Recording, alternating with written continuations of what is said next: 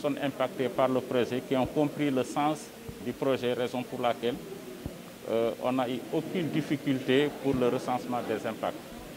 Aujourd'hui, on est à la remise des chèques. Donc je vois que la décision qui a été prise par le directeur général de la SONES en collaboration avec le préfet du département de Mbour de payer les impacts avant le démarrage des travaux nous a facilité vraiment l'explication des impactés. Et l'occasion nous est saisie également de remercier également la SONES d'avoir pris en compte la demande de la commune de Diass d'être incorporée dans le projet du KMS 3 pour que Diass soit intégré dans le réseau urbain de la SONES. Donc c'est une satisfaction totale de la population de Diass, mais également montrer au chef de l'État notre disponibilité, notre engagement également à l'accompagner pour la réalisation du projet de KMS 3, mais également des autres projets qui sont également dans la commune de Diass. Donc nous remercions beaucoup vraiment la SONES et nous leur montrons notre disponibilité à les accompagner, Inch'Allah Rabbi. Oui, l'incorporation de Diass dans le réseau de KMS 3 va régler définitivement le problème de la commune de Diass. Vous savez que Diass a 4 forages et à chaque fois ils ont des difficultés en approvisionnement d'eau. Donc c'est pourquoi, quand le projet est venu, nous avons pensé automatiquement qu'il faut solliciter les services de l'État pour que Diass soit incorporé. Donc des visites ont été également effectuées et les études sont en cours et je pense que Inch'Allah Rabbi, bientôt cette question de l'eau sera un rêve pour la commune de Diass parce qu'on peut compter sur les engagements du directeur de la SONES, mais également son accompagnement. Et que Diass mérite vraiment cet accompagnement parce que c'est une commune qui approvisionne 22 villages. Donc 22 villages alors que le réseau n'est pas tellement alimenté. Donc l'exemple que je peux donner, à Diass, deux fois vous pouvez rester 48 heures sans avoir de l'eau. Donc je pense qu'avec le réseau urbain, la situation de Diass sera réglée d'une façon définitive. Tout d'abord, nous sommes revenus ici à Mbour pour indemniser les populations impactées dans le cadre de la seconde phase du projet de construction de la 3e usine de Keur Momar Sarr, KMS 3. Comme vous le savez, on a eu une première phase qui consistait à la construction d'une usine à Keur Momar Sarr et d'une conduite de transfert sur 216 km de Keur Momar Sarr à Sébikotane. Et pour alimenter les localités des régions de Louga, de la commune de Thiès, mais également, surtout, de la région de Dakar. Sur instruction de Monsieur le Président de la République, dans le cadre de son programme d'accès universel à l'eau potable, nous avons interconnecté le département de Mbour au réseau de KMS 3. Pour cela, nous envisageons la pose de canalisation de gros diamètre qui quitte Sébikotane pour venir dans la petite côte.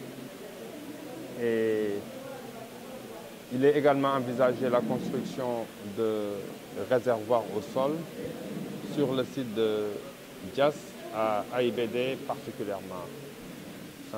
Donc c'est plusieurs kilomètres de réseau d'adduction, des ouvrages de stockage et pour réaliser tous ces travaux, nous avons recensé l'ensemble des personnes physiques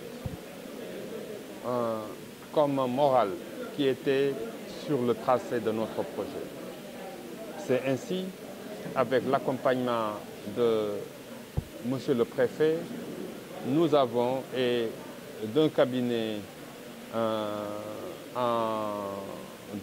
social, nous avons identifié ces impactés du projet que nous appelons personnes affectées par ce projet.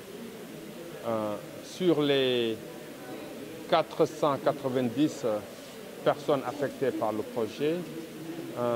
Plus d'une centaine sont ici dans le département de Mbour, dont la plupart à Diass, dans la commune de Diass. Et avant de démarrer les travaux, nous avons tenu, sur instruction des plus hautes autorités, à indemniser les populations, surtout ces braves dames qui ont une activité économique sur laquelle également elles comptent pour nourrir leur famille. Et conformément à la politique de l'État du Sénégal, d'améliorer le bien-être aussi bien économique que social des populations, nous les avons indemnisés par rapport à non seulement leur chiffre d'affaires pendant le temps que durera les travaux, que vont durer les travaux, mais aussi les indemnités sur le bénéfice potentiel qu'elles pourraient obtenir de ces activités économiques. C'est la raison pour laquelle nous sommes là aujourd'hui, et pour les accompagner, mais également les remercier également de leur accompagnement et de leur compréhension dans le cadre de ce projet où nous travaillons réellement pour les collectivités locales au bénéfice des populations. Ils ne sont pas identiques. Les montants des indemnisations dépendent des biens qui sont impactés.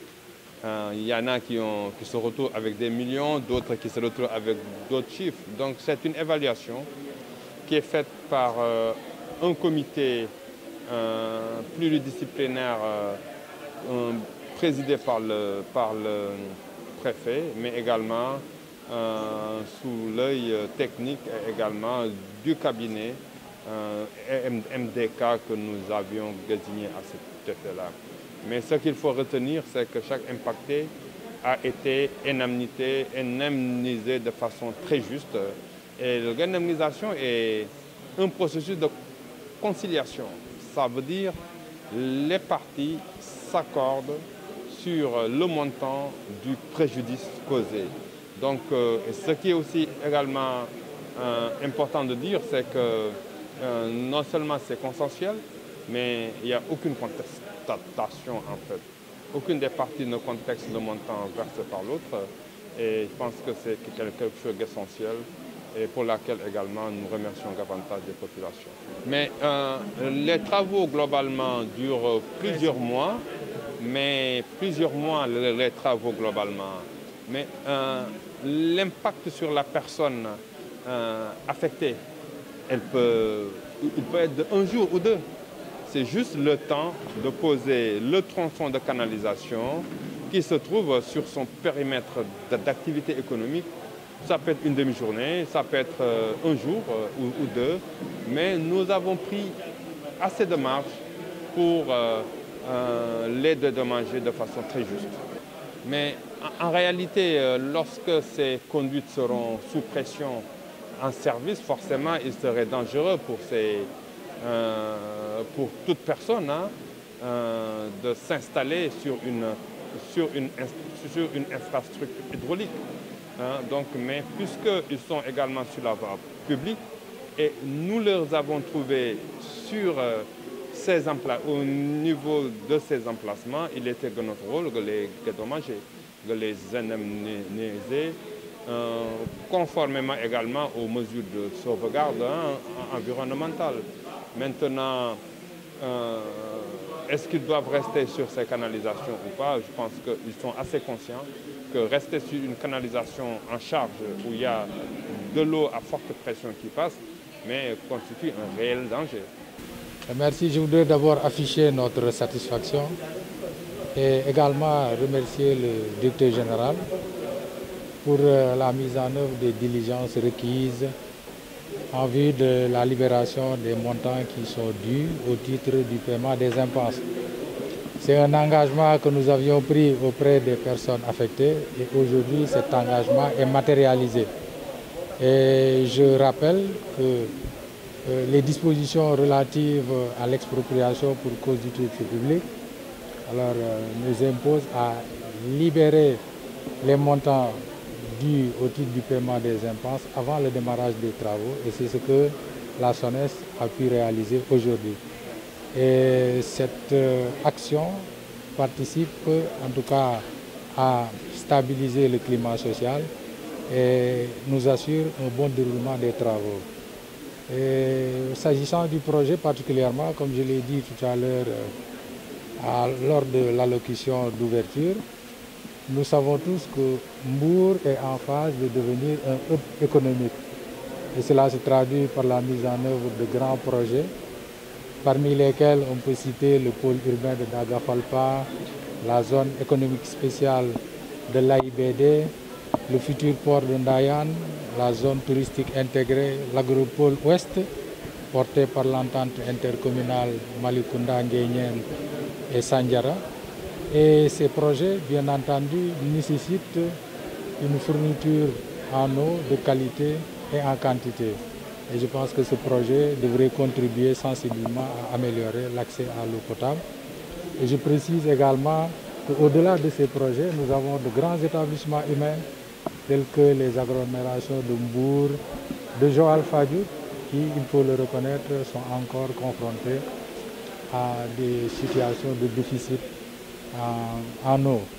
Je pense que la mise en œuvre de ce projet devrait contribuer sensiblement à améliorer cette situation. C'est pourquoi nous affichons notre satisfaction et invitons les populations à leur tour respecter leurs engagements parce que les montants ont été mis à leur disposition et au démarrage des travaux, l'emprise devra être totalement libérée. Nous savons que c'est pour l'essentiel des places d'affaires tenues par des femmes et je pense que comme l'a rappelé le directeur général, les travaux ne vont pas durer longtemps et juste après, ils pourront reprendre possession de leurs places d'affaires qui sont pour l'essentiel constituées de tabliers. Parce qu'il l'a rappelé, par souci de sécurité, sur cette conduite, il sera exclu toute construction, notamment de bâtiments, de magasins, parce que c'est des pressions énormes et toute construction sur cette emprise pourrait engendrer des conséquences néfastes sur la vie des populations.